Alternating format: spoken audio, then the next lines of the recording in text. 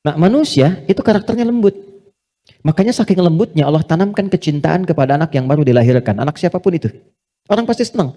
Pengen gendong, pengen cium, dan sebagainya. Pertanyaannya, kenapa kok tiba-tiba kata-katanya bisa menjadi kasar?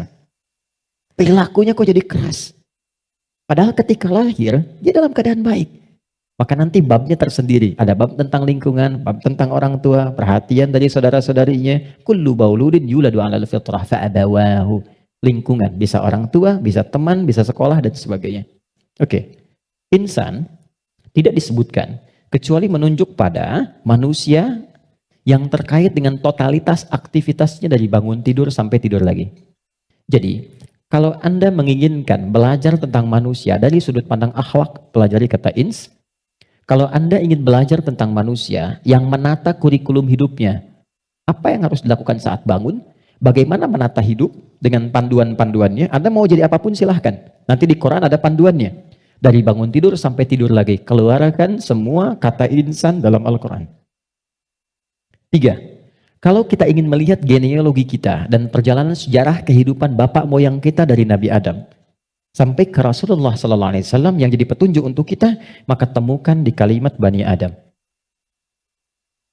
Jika Anda ingin belajar tentang bagaimana membangun hubungan yang baik secara sosial dengan teman, dengan lingkungan, dengan tetangga dan sebagainya, maka keluarkan semua kata nas dalam Al-Quran. Tapi kalau Anda ingin belajar tentang menata nafsu yang ada dalam jiwa setiap manusia, maka keluarkan kata bashar dalam Al-Quran. Disebutkan sebanyak 35 kali dalam bentuk tunggal dan sekali dalam bentuk dual. Nah, ketika Allah menyampaikan pertama kali penciptaan manusia, yang disebutkan kalimatnya bashar. Wa idh qala rabbuka lil malaikati inni khaliqum bashara. Bukan ins, bukan insan, bukan bani Adam, bukan annas, bashar. Apa tahapan penciptaannya? Ini intinya. Wa idh qala rabbuka lil malaikati inni khaliqum basharan min salsalin min hama'in masnun fa idza sawaituhu. Satu, membentuk manusia, mencipta manusia ada dua tahapan kata Allah. Pertama fisiknya dulu. Maaf, ini secara teori dulu ya. Baik. Fisiknya dulu. Jadi yang dibentuk berproses, fisik nanti berlangsung selama 4 bulan dalam kandungan. Ini detailnya ditemukan. Misal di Quran surah ke-22 Al-Hajj di ayat yang kelima, atau di Quran surah ke-23 Al-Mu'minun dari ayat ke misalnya 11 sampai dengan 15. Hadisnya di Al-Arba'in An-Nawawiyah nomor hadis yang keempat. Contoh, saya cepat bacakan. Inna ahadakum yujma'u fi batni ummihi arba'ina yawman nutfah.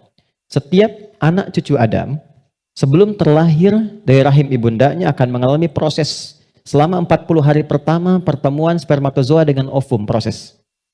Thumma yakunu mithla dzalika 'alaqah.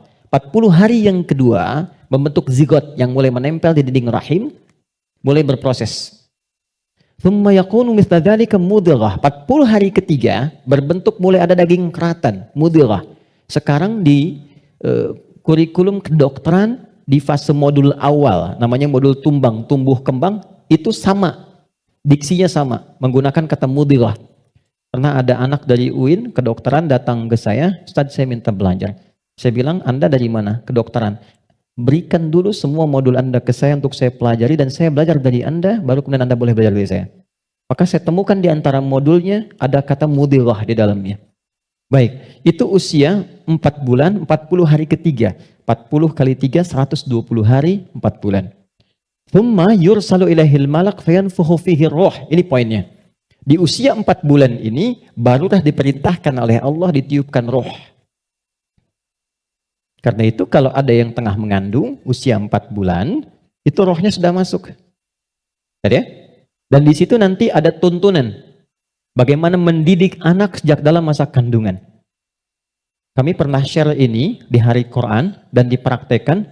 Alhamdulillah begitu anaknya mulai bicara yang keluar Quran. Dan setelah itu dicek kemudian oleh ustadz yang mengecek ternyata telah hafal Quran 30 juz.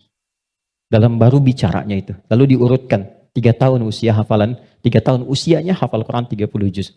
Di antara amalannya Quran surah ke-7 ayat 189. Falamma taghasyaha hamalat hamlan khafifa famarrat bi, sampai ke ujung ayatnya, da'amallaha rabbahuma la in ataitana salihah lanakunanna minasyakirin. Jadi kalau ada yang sedang mengandung, di antara sunnah membacakan untuk anak itu suami istri. Bukan hanya istri saja, suami saja. Suami istri berdoa, itu doanya ada di Quran surah 7 ayat 189. Satu ayat ini saja. Ya, secara singkat. Saya agak cepat, roh ditiupkan. Nah, roh ini sumber kehidupan. Saya mau tanya begini, maaf ya, ini saya sederhanakan sekali. Kalau roh sumbernya dari mana? Halo? Roh sumbernya dari mana? Allah, oke? Baik, sumbernya dari Allah. Tahu dari mana? Quran surah ke-17 ayat 85. Wa yas'alunaka 'anir ruh qulir ruhu min amri Rabbi. Karena roh sumber kehidupan langsung yang ditiupkan pada fisik. Jadi generator kehidupannya di sini. Kalau nggak ada roh, nggak akan bergerak ini. Makanya orang meninggal, dicabut rohnya, sudah nggak bisa bergerak lagi. Nah, sumber roh itu sumber kehidupan dari Allah. Baik, sekarang saya tanya, kalau Allah maha baik tidak? Ada aibnya tidak? Ada cacatnya tidak? Lihat, kumpulan semua kebaikan, jika dikumpulkan, jujur, sabar, misalnya kan, kalau kita kumpulkan sifat-sifat baik itu, semuanya itu akumulasinya disebut dengan takwa namanya. Karena Allah itu maha baik, nggak ada cacatnya, maka semua yang bersumber dari Allah pasti semuanya baik. Dan membawa sifat-sifat kebaikan. Perhatikan, fokus. Roh ini ketika ditiupkan, masuk ke dalam fisik manusia usia 4 bulan, dia membawa sumber-sumber kebaikan. Karena datangnya langsung dari Allah, diperintahkan masuk, maka membawa akumulasi kebaikan. Maka selain roh ini masuk ke dalam fisik, dia juga membawa potensi-potensi kebaikan yang disebut dengan takwa. Ini fa'alhamaha fujuraha takwa. Pelan-pelan. Kalau fisik ini langsung dari Allah atau ada proses dulu? Terbayang nggak maksudnya? Kalau roh itu kan langsung kan? Allah firmankan, masuk kan? Kalau fisik langsung tercipta ada proses dulu? Proses. Tadi kan sampai 4 bulan demikian. Sebelumnya ada proses dan sebagainya. Proses kan? Karena proses didahului dengan ikhtiar, maka tidak sama sifatnya dengan takwa. Dia membawa sifat bawaan disebut dengan fujur. Sekarang perhatikan, saya ilustrasikan. Bismillah. Ini ada gelas. Oke, kosong ya. Ini kalau kalau saya isi air bening, ya kosong kan?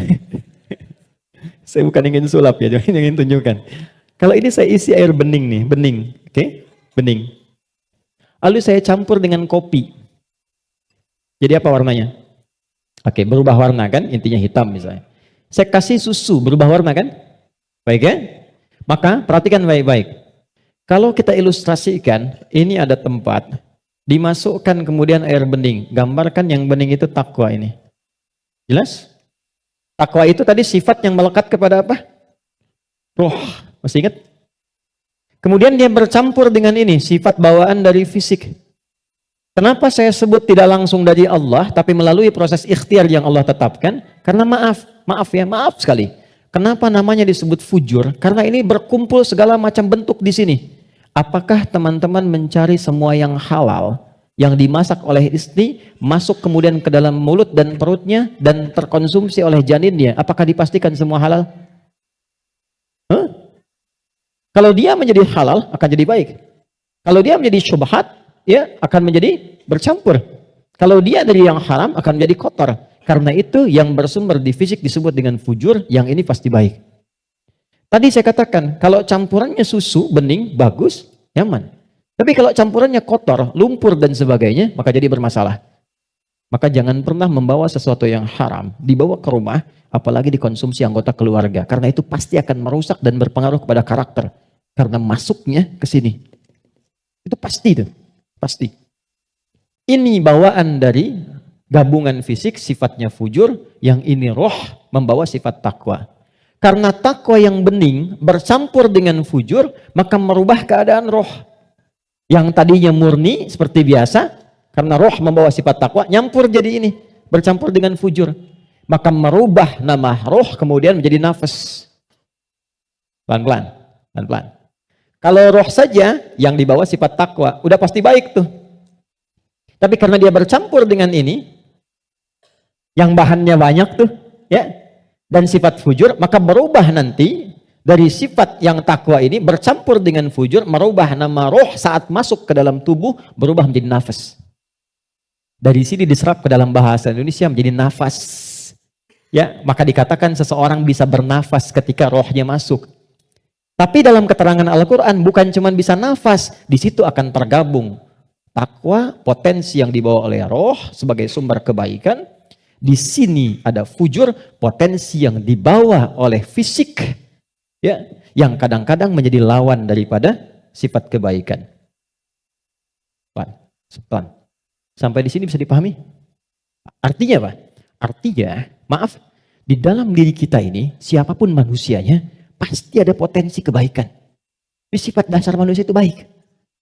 Itu sifat dasarnya. Nggak ada yang nggak baik. Makanya, maaf, sepencuri-pencurinya pencuri, sebetulnya hatinya menolak. Ketika akan mencuri, pasti hatinya menolak itu. Itu salah. Karena itu pencuri nggak mau dicuri. Coba kalau 3 orang mencuri, yang satu misalnya menyembunyikan hasil curiannya, maka bosnya akan berkata, maling kamu. Padahal mereka baru maling gitu kan.